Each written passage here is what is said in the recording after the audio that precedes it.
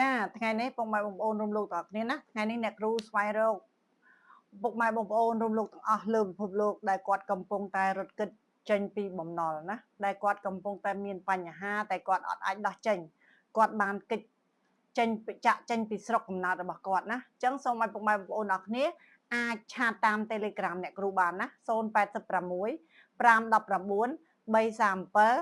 078 322 968ហើយសូមឲ្យពុកម៉ែបងប្អូនអរគ្នាមើលคลิปនេះពីដើមដល់ចប់ណាតែបើសិនជាស្គាល់ឬមួយក៏មានសាច់ញាតិបងប្អូនណាដែលគាត់មានបញ្ហារត់គេចចេញពីស្រុកដោយសារបំណុលណាគាត់អានឹងគេហៅថារត់ចោលស្រុកតែពុកម៉ែបងប្អូនអាចឆាតប្រឹក្សាជាមួយអ្នកគ្រូបានអ្នកគ្រូមានវិធីឲ្យពុកម៉ែបងប្អូនចេញមុខរកស៊ីវិញដោយងាយៗស្វាយៗនិងដោះបំណុលដោយងាយៗស្វាយៗប្រឹក្សាដែលគិតថ្លៃសេវាពុកម៉ែបងប្អូនណាអញ្ចឹងថ្ងៃនេះអ្នកគ្រូនឹងសូមប្រកាសរកអតិជនប្រកាសរកបងប្អូនដែលគាត់ធ្លាប់លំបាកពីមុនមកហើយគាត់បានរត់ចោលផ្ទះសម្បែង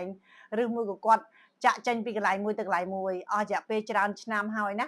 គាត់មិនអាចវិលចូលស្រុកកំណើតរបស់គាត់បានឬមួយក៏គាត់យមគាត់ទៅនេះទៅនោះអញ្ចឹងណាអត់មាននៅកន្លែងនៅស្រុកកំណើតរបស់គាត់ទេអញ្ចឹងសូមឲ្យពុកម៉ែបងប្អូនអរគ្នាមើលคลิปនេះហើយណាពុកម៉ែបងប្អូនចែករំលែកបន្តដើម្បីឲ្យ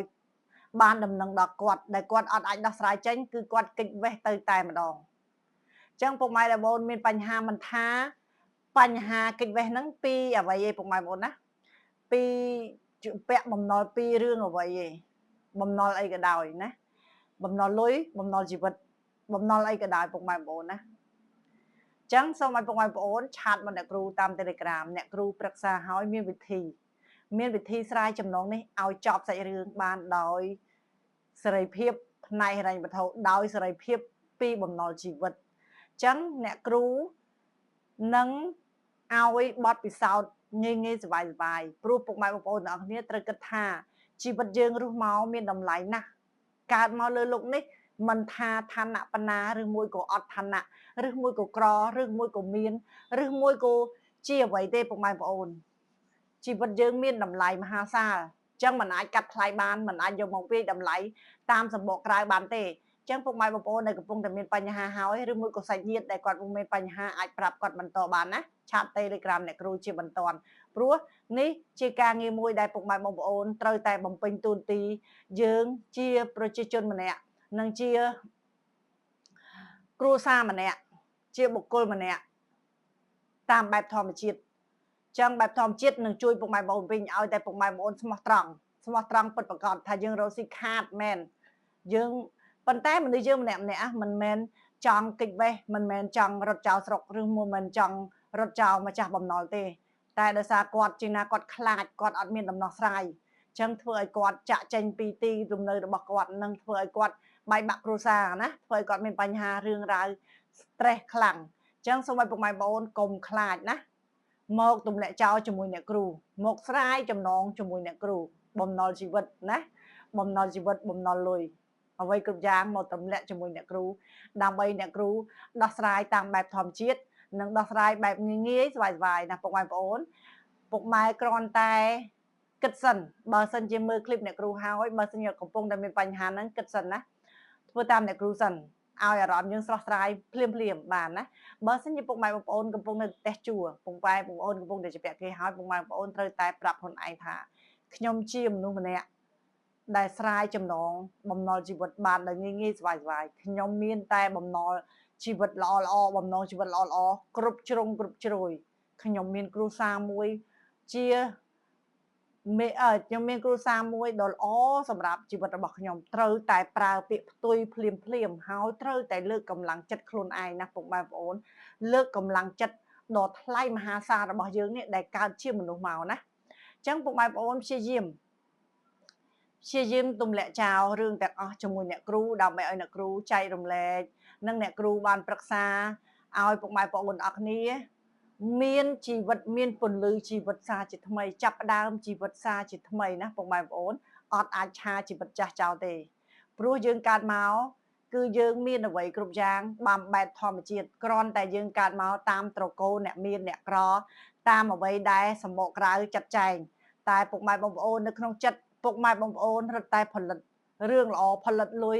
ផលិតបំណុលល្អផលិតរបស់អស្ចារ្យបានណាពុកម៉ែបងប្អូនអញ្ចឹងបើសិនជាពុកម៉ែបងប្អូនកំពុងតែស្ដាប់នេះคลิปនេះហើយសូមឲ្យពុកម៉ែបងប្អូនមានសង្ឃឹមឡើងវិញណាញញឹមខ្លួនឯងឡើងវិញញញឹមមុខកញ្ចក់កុំមុខកញើហើយសូមកុំស្ត្រេសដើរទៅហាត់ប្រាណឲ្យបាន1ម៉ោងឬ2ម៉ោងណាកាន់ទឹកញ៉ាំម្ដងឲ្យកាត់ស្ត្រេសហើយស្រែកប្រាប់ខ្លួនឯងខ្លាំងទីកន្លែងណាដែលយើងអាចស្រែកបានណាឬស្រែកក្នុងចិត្តក៏បានដែរណាខ្ញុំដល់ពេលវេលាដែលត្រូវបញ្ចប់បំណុលខ្ញុំដល់ពេលវេលាដែលត្រូវតែរស់ជីវិតថ្មីរស់ជីវិតមានសេរីភាពបែបងាយស្វាយបែបធម្មជាតិខ្ញុំល្អគ្រប់យ៉ាងខ្ញុំអស្ចារ្យគ្រប់យ៉ាងខ្ញុំនឹងចេញរឿងដែលល្អក្នុងជីវិតរបស់ខ្ញុំឈប់សម្ដែងរឿងដែលអវិជ្ជមានហើយខ្ញុំឈប់សម្ដែងរឿងដែលខ្លួនខ្ញុំជាប់បំណុលទៀតហើយអញ្ចឹងអារម្មណ៍ពេលនេះពុកម៉ែបងប្អូនផ្លាស់ប្ដូរភ្លាមណាឃើញคลิปវីដេអូអ្នកគ្រូហើយផ្លាស់ប្ដូរភ្លាមពុកម៉ែបងប្អូននឹងបានឱកាសពន្លឺជីវិតសាងសុភមង្គលនឹងមានអ្វីប្លែកអស្ចារ្យបែបច្បាប់ធម្មជាតិព្រោះអ្នកគ្រូបានជួបជាច្រើនណាជួបជាច្រើនរឿងហើយអ្នកគ្រូដោះស្រាយឲ្យដោយងាយស្វាយអញ្ចឹងពុកម៉ែបងប្អូនដែលកំពុងតែមានបញ្ហារត់គេចរត់ពួនឬកំពុងតែមានបញ្ហាមួយដែលគិតថាมันអាចនិយាយចេញប្រាប់អ្នកណាអញ្ចឹងអាចស្រាយជាមួយអ្នកគ្រូណាទុំលាក់ចោលជាមួយអ្នកគ្រូដើម្បីអ្នកគ្រូយកវិបត្តិទាំងអស់នេះយកទៅទម្លាក់ចោលទឹកទន្លេឲ្យអស់ព្រោះរឿងរ៉ាវទាំងអស់ដែលកើតឡើងគឺជារឿងរ៉ាវមួយដែលយើងមិនព្រមស្រាយចំណងឲ្យចប់យើងនៅតែបន្តភាគកាលណាយើងបន្តភាគរឿងមិនអាចចប់បានទេពុកម៉ែបងប្អូនណាអញ្ចឹងកុំអស់សង្ឃឹមព្រោះអ្នកគ្រូចេញមកចែកម្លែកនឹងបានប្រឹក្សានេះអ្នកគ្រូបានចែកម្លែកប្រឹក្សាហើយអ្នកគ្រូគឺបានជួយបានពិតប្រាកដមែនព្រោះជាបទពិសោធន៍ដ៏មហាសាលសែនថ្លៃរបស់អតីតកាលអ្នកគ្រូដូចគ្នាអញ្ចឹងសូមឲ្យពុកម៉ែបងប្អូនទាំងអស់គ្នាលើកទឹកចិត្តខ្លួនឯងណាភ្លាមលើកទឹកចិត្តខ្លួនឯងហើយអាចប្រឹក្សាជាបន្ទាន់ព្រោះអីពុកម៉ែបងប្អូនដល់ពេលវេលាត្រូវផ្លាស់ប្ដូរជីវិតឲ្យមានសេរីភាពតាមបែបធម្មជាតិហើយច្បាប់ធម្មជាតិមួយនេះសក្តិណាស់ឲ្យពុកម៉ែបងប្អូនដើរដល់ចំណុចតផ្លូវតនេះធ្លាក់ដល់ចំណុចក្រោមសូន្យនេះគឺដើម្បីឲ្យពុកម៉ែបងប្អូនខ្លាំងពូកែតែប៉ុណ្ណោះមិនមែនឲ្យពុកម៉ែបងប្អូន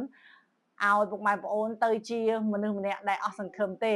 ចឹងបើពុកម៉ែបងប្អូនទាំងអស់គ្នាគិតថាខ្លួនឯងកំពុងតែមានបញ្ហានេះជួយចាប់ផ្ដើមទាំងអស់គ្នាដោយងាយសប្បាយណាពុកម៉ែបងប្អូនទាំងអស់គ្នាសូម